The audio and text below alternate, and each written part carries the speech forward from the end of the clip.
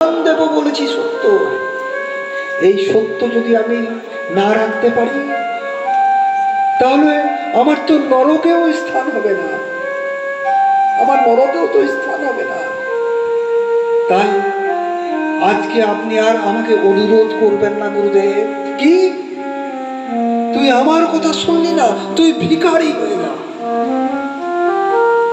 তুই ভিখারি হয়ে যা। তো বলি মহারাজ সেই গুরুদেবকে ত্যাগ করেছিল, কিন্তু ভগবান শ্রীকৃষ্ণকে পেয়েছিল। ভাগবত বলছে এমন মা হলেও তাকে ত্যাগ করা যায়। বাবা শুনুন কথা বলি, বলছে এমন বাবা হলেও তাকে ত্যাগ করা যায়, এই ভাগবত বলছে।